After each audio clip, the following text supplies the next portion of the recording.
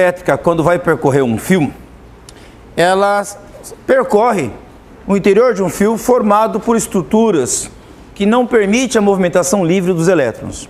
Os elétrons, apesar de serem livres dentro de uma estrutura metálica, por exemplo, como um condutor metálico, o caminho que eles percorrem não é livre. Por que não? Porque ele encontra outros elétrons no meio do caminho, encontra átomos inteiros por ali. É como se houvesse uma corrida por um corredor cheio de obstáculos. Esses obstáculos, é claro, então vão dificultar a passagem da corrente elétrica, tá? E é essa dificuldade, ok? Essa dificuldade vai consumir parte da energia que os elétrons têm. E o resultado dessa dificuldade, nós damos o nome de resistência elétrica. Então, o que é resistência elétrica? A resistência elétrica é a dificuldade que a corrente elétrica encontra ao percorrer o interior de um condutor, tá? Vamos imaginar assim. Imagine que vocês sejam os elétrons dentro de um condutor metálico. Livres, por quê? Porque vocês estão lá fracamente ligados ao núcleo desse átomo, tá? Mas vocês ficam lá na camada de valência do átomo metálico porque gasta menos energia estando ali. Vocês estão em um estado mais confortável, certo? Mas que podem migrar de um átomo para outro com muita facilidade, exatamente porque está fracamente ligado ao núcleo. Esses átomos estão mergulhados, então, nesse mar de elétrons que estão ali na camada de valência. Esses elétrons podem pular de um lado para o outro. Aliás, até ficam fazendo isso, saltitando de um átomo para outro. Mas ficam ali nessa camada de valência porque é mais econômico, gasta menos energia. Mas se nós criarmos um estímulo para esses elétrons mudarem de lugar para outro, criando uma tensão, e essa tensão, essa diferença de potencial, forçar esses elétrons a se movimentar devido à ação de um campo elétrico, eles se movem. Porém, o caminho não é livre. Então eles se movem porque eles são livres, mas o caminho não é livre. E como eu disse, esse caminho vai oferecer obstáculos, e esses obstáculos vai gerar uma resistência. Então o movimento dos elétrons por dentro do condutor é um movimento sinuoso. Ele vai colidindo com objetos, com outros átomos no meio do caminho, com outros elétrons. E essa colisão gasta energia dos elétrons. É como se fosse um atrito. E o que acontece quando você esfrega as mãos, quando você gera atrito? Esquenta, exatamente. A consequência da resistência elétrica, que é essa dificuldade que o elétron encontra ao passar o condutor, por dentro do condutor, é o aquecimento do condutor. É a perda da energia elétrica que eles têm, certo? Transformada em energia térmica, em calor. Nós damos um nome a isso aqui na física, chamamos de efeito Joule. Então é assim. Vamos imaginar que eu tenho aqui um condutor metálico, tá? Temos aqui o condutor, tá? E aí lá dentro nós temos um elétronzinho. Vamos supor que esse elétron aqui é o elétron livre que eu falei para vocês. Aquele que pode sair do átomo com muita facilidade. Aí nós criamos de um lado um polo positivo e do outro lado um polo negativo. Então é claro, de um lado ao outro criamos uma diferença de potencial, certo? Essa tensão de um lado ao outro. A DLP é representada aqui pela letra U. Tá? Muito utilizada aí nos livros didáticos. Daí o campo elétrico produzido entre o polo positivo e negativo vai fazer com que esse elétron se mova para cá. Devido à ação dessa força elétrica, ele começa a se movimentar. Mas o que eu disse sobre o caminho? O caminho é livre? Não, ele tem obstáculos. Esse obstáculo vai fazer esse elétron trombar nos obstáculos no meio do caminho. E esse tromba-tromba que ele vai ter aqui, até chegar do outro lado, ok? Vai dificultar a sua movimentação. Toda essa dificuldade que ele vai encontrar, não só dele, mas de todos os elétrons que estão aqui junto, nós damos o nome de resistência elétrica. Ok? Então a resistência elétrica nada mais é do que uma medida da dificuldade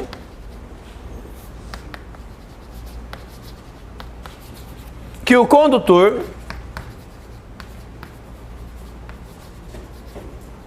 oferece à passagem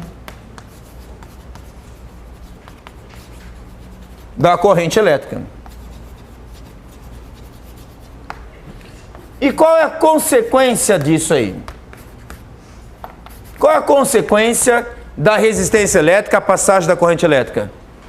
Efeito Joule. Isso, tudo isso aqui tem uma consequência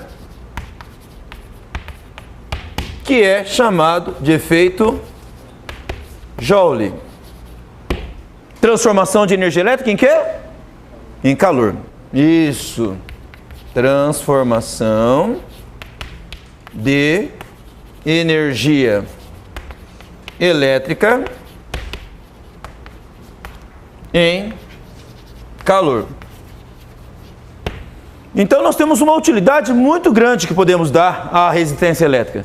Como a resistência elétrica vai oferecer essa dificuldade e o resultado é o efeito Joule, nós podemos pensar em aplicações práticas disso. Quantos aparelhos em nossa casa fazem isso? Esquentam com a resistência elétrica, a passagem da corrente elétrica? Um monte. Né? Chuveiro elétrico, ferro de passar roupa, sanduicheiras, secadores de cabelo, certo? Nós temos aí fornos elétricos, pranchinhas de cabelo, não temos?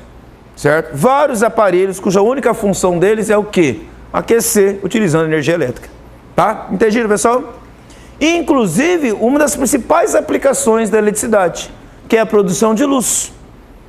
Como assim produção de luz a partir disso aqui? Pensa comigo. Se a resistência elétrica, tá ok? Está produzindo efeito Joule, o fio vai esquentar, não vai? Se ele já esquentar, não é possível que ele esquente muito a ponto de ficar em brasa?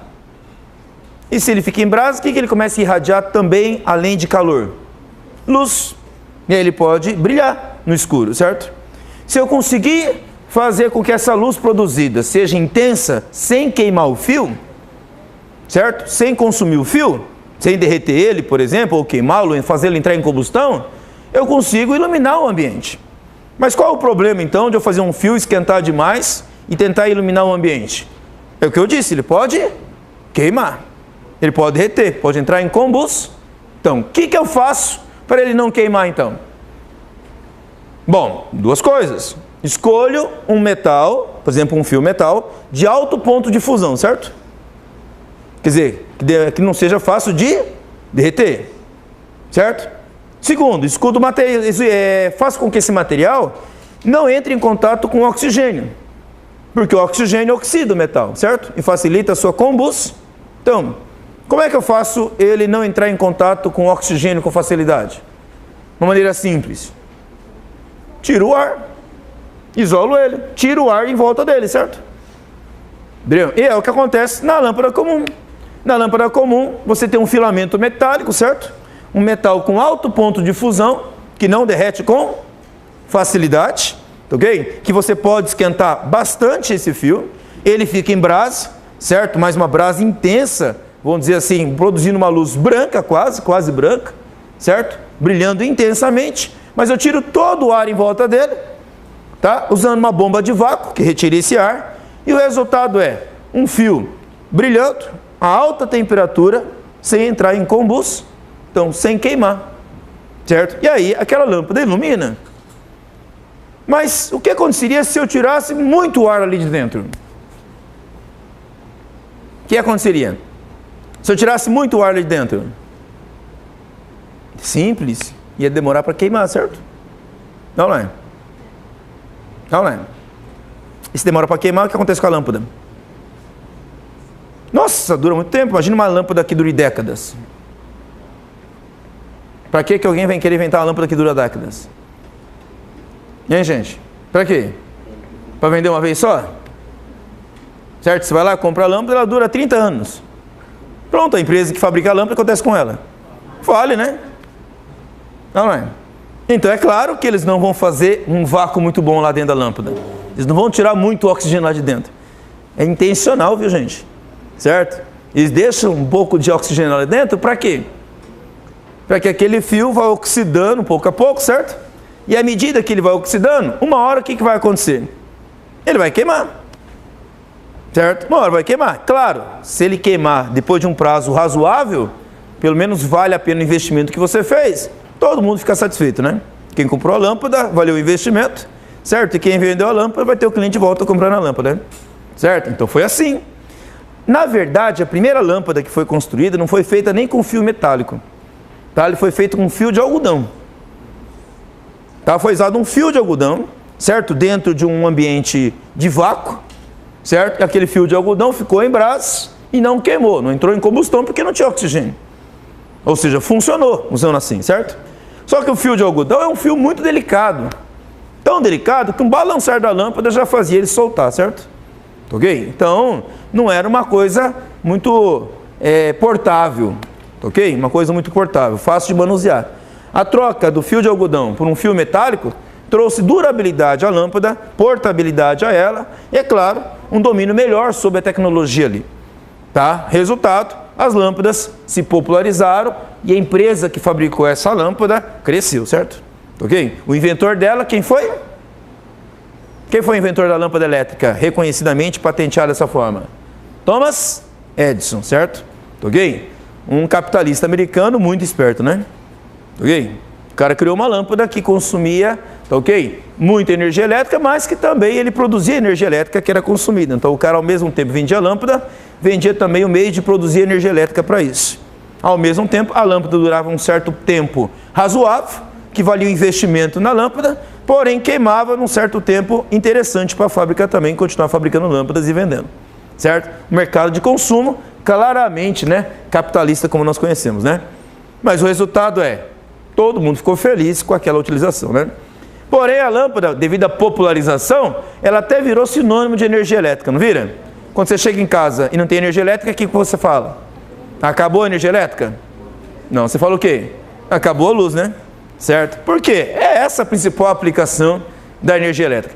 É claro que para vocês ficar sem energia elétrica para usar a internet na sua casa, fica preocupado, né? Certo? Mas eu acho que não tomar banho quente, acho que é mais preocupante, né? Certo? Ok? Então, a energia elétrica ainda é muito importante. O conhecimento da resistência elétrica é fundamental. Bom, nessa história toda, ok? Teve um físico chamado George Ohm, tá? Ele era físico, basicamente um físico assim de hobby. George Ohm era um cara muito inteligente, mas a profissão principal dele era músico. George Ohm, ele era um cara que vivia da música, mas nas horas vagas que ele tinha, ele gostava muito de estudar ciência, ok? Muito estudar ciência. E uma das coisas que ele estudou bastante foi a resistência elétrica. E aí, como ele começou a estudar com isso aqui, ele pensou, do que depende essa resistência? Como eu vou medir essa dificuldade que a corrente elétrica vai ter? Primeira coisa que ele pensou, a resistência elétrica é oferecida pelo condutor. Ora, se é o condutor que está dificultando a passagem da corrente elétrica, então as características físicas desse condutor vão influenciar a resistência. Como? Vamos pensar comigo. Se eu tenho um condutor curto, estreito, e a corrente elétrica passa por ele aqui, essa medida da intensidade da corrente elétrica atravessa o condutor aqui, e esse condutor tem um pequeno comprimento, o condutor vai oferecer uma certa dificuldade à passagem dessa corrente, não vai? Vão ser obstáculos no meio do caminho. Mas e se o condutor for mais comprido? Vamos imaginar que o condutor seja semelhante ao primeiro, material mesmo, espessura mesmo, mas ele só é mais comprido. A corrente elétrica vai passar por aqui. Eu pergunto para você, a resistência vai ser a mesma? Por que não? Ora, é óbvio. A resistência não é a dificuldade que a corrente elétrica vai encontrar devido aos obstáculos que o condutor oferece? Se o condutor é mais comprido, mais obstáculos. Certo? Pensa num corredor onde tem um monte de gente querendo te bater. Isso é chamado corredor polonês. Eu ouvi falar de corredor polonês? Tá? Corredor polonês é aquele corredor que o pessoal faz assim em ônibus, quando vai viajar de excursão e você é a primeira vez que você viaja, você é calouro, certo? E aí os teus colegas formam aquele corredor para te dar tapão na orelha, certo? Na orelha, certo? E aí você vai passando, o pessoal vai dando os tapas. Se o corredor é curtinho, certo? Você só vai chegar com a orelha vermelha do outro lado, certo? Tá ok? Não, né? Certo? Se o corredor é mais comprido, você já vai sair batendo no povo, né? Tá ok? Porque só os tapas vermelhos já te deixou puto da vida, né? Entendeu? Então, quanto mais comprido for o corredor, mais fácil ou mais difícil? Mais difícil. Então, mesma coisa, pensa na corrente elétrica. Os elétrons estão apanhando no meio do caminho, certo? Batendo em tudo que é coisa no meio do caminho. E também levando, certo? Ação e reação, certo? Então, a dificuldade dele chegar ao final do fio, se ele é mais comprido, é maior. Então, quanto maior for o comprimento desse fio, vou chamar esse comprimento de L, quanto maior for o comprimento L desse fio, que vai acontecer com a resistência representada aqui pela letra R?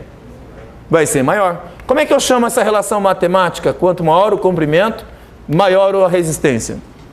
Chama-se diretamente proporcional. Então a gente diz que o comprimento e a resistência são grandezas diretamente proporcionais. É exatamente o que o George Ohm descobriu. Tá? Mas tem outra coisa que o George Ohm também pensou. Pensou na espessura desse fio. Pensa nesse fio como sendo um fio maior, assim, em termos de espessura, sendo mais largo. Se nós aumentarmos a largura, ok? Mantivermos o comprimento do fio aqui, ó. Eu mantenho o comprimento dele. Mas eu deixo o fio mais largo, mais grosso, certo? O que vai acontecer? Pensa naquele corredor que você está apanhando, só que o corredor é mais largo. Isso vai facilitar ou dificultar a sua passagem? Se a corrente elétrica tem que passar aqui por dentro agora, ó, e o fio é mais grosso que o fio anterior, vai facilitar, porque você tem mais espaço para passar, certo? Então, mais espaço, menos dificuldade. Essa área aqui, a gente chama de área da secção. Tá? Área da secção. E quanto maior for essa área da secção, mais fácil ou mais difícil vai ser para a corrente elétrica passar pelo fio? Mais fácil. Então, menor vai ser a medida de quem? Da resistência elétrica. Que relação matemática, então, eu tenho entre a área e a resistência elétrica? O contrário da relação direta. Como é que eu chamo? Relação inversamente proporcional. É inversa. Uma relação inversamente proporcional. Isso é claro para vocês, pessoal, está aqui?